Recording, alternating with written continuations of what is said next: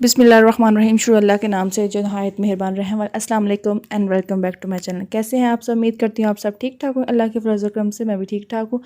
आज मैं एक न्यू सी रेसिपी आप लोगों के लेके आई हूँ। आज हम बनाएंगे बड़े हुए करेले, जो बहुत ही आसानी से बन जाते हैं। और इसका जो रेसिपी मैं बताऊँगी, इसमें जो टेस्ट होगा वो आप जो घर पर बनाते होंगे वो सेम टेस्ट नहीं होगा। तो चलते हैं अपनी रेसिपी की जानब। बिस्मिल्लाहिर्रहमानिर्रहीम।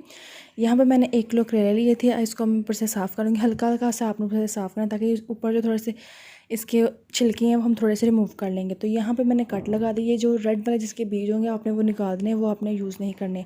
और जिसमें वाइट बीज होंगे वो आपने सेपरेट निकाल देने। हमें 1 या 2 करेले के हमें बीज चाहिए होंगे। अगर जिसमें से अगर 1 करेले के निकलेंगे तो आपने लास्ट में उसमें शामिल करना है। अब इस बीज को चेक कैसे करना है? जब आप इसको चेक करेंगे ऐसे हाथों से तोड़ें तो ये टूट जाए, मतलब कि ये बीज इस्तेमाल कर सकते हैं। तो सिर्फ 1 करेले के निकले थे, उसको मैंने साइड पर कर दिया। और बाकी जो करेले थे उसको मैंने काट के वॉश करके रख दिए थे। इसमें 2 चम्मच नमक शामिल करूँगी। 1 घंटे के लिए हम इसको एक साइड पे रख देंगे, ताकि ये नमक लगा हुआ है ये लोग हम बाद में हम यूज़ करेंगे। तो अब चलते हैं अपने नेक्स्ट स्टेप की जानब। बिस्मिल्लाहिर्रहमानिर्रहीम। यहाँ पे मैंने ना 1 कप ऑयल लिया था।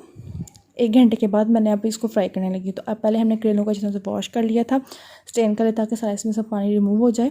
उसके बाद यहाँ पे मैंने 1 कप ऑयल डाल के करेलों को हम फ्राई करेंगे। 5 से 10 मिनट हम इसको हल्की आंच पे हम इसको फ्राई करेंगे। जब इसका थोड़ा सा कलर चेंज हो जाए, थोड़ा सा ब्राउन कलर हो जाए, तब हम इस करेलों को निकाल लेंगे। तो अब करेले निकालने के बाद हम यही ऑयल हम यूज़ करेंगे प्याज को फ्राई करने के लिए। तो इसके अंदर मैंने 4 प्याज लिए थे, जिसको मैंने चॉप कर लिया था, तो वो हम इसमें शामिल कर लेंगे।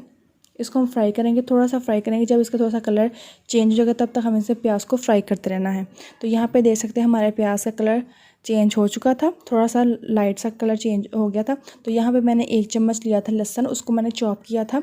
आपने चॉप किया हुआ डालना, पेस्ट नहीं डालना, आपने चॉप किया हुआ लहसुन इसमें शामिल करना है। उसके बाद हम इसमें शामिल कर देंगे 4 चम्मच मैंने लिया था अनारदाना, और वो जो बीज थे उन दोनों को मैंने पीस लिया था, ताकि अनारदाने के जो बीज हैं सारे पीस जाएंगे। तो फिर इसमें आपने डालने हैं, वरना टेस्ट नहीं आएगा।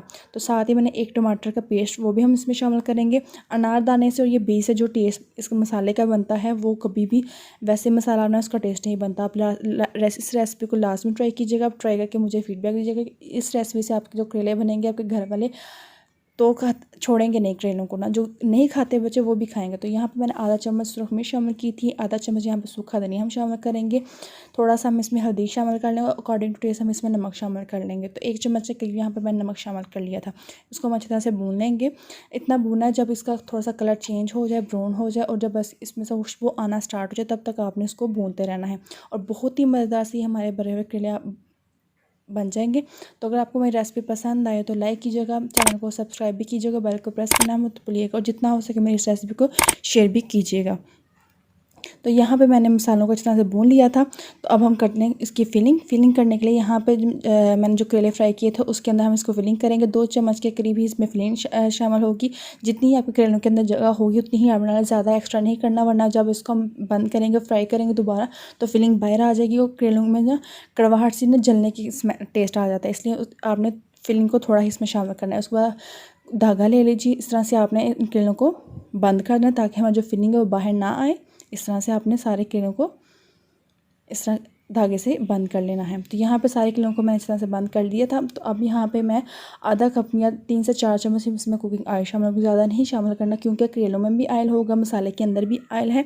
तो इसलिए इसमें आपने ज़्यादा ऑयल रख के आपने इसको फ्राई नहीं करना। इसको 15 मिनट के लिए आपने दम पे रख देना है कवर करके, और 15 मिनट के बाद हम इसको चेक करेंगे। माशाल्लाह देख सकते हैं 15 मिनट के बाद कितने ज़बरदस्त हमारे ये करेले बन के तैयार है। और मसाला देखिए अभी दिल करता है कि इसको भी खा लें, और इसका जो टेस्ट है वो कमाल का टेस्ट है। तो आपने इस रेसिपी को लाजमी ट्राई करना है। अगर मेरी रेसिपी पसंद आए तो अपने फ्रेंड के साथ, फैमिली के साथ जितना हो सके मैं इस रेसिपी को लाजमी शेयर कीजिएगा।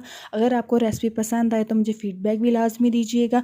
तो यहाँ पर देख सकते हैं मज़ेदार से बने हुए करेले रेडी हो चुके हैं। तो जाइए इसी वक्त से बना कर चेक कीजिए, बहुत ही मज़ेदार से रेसिपी है।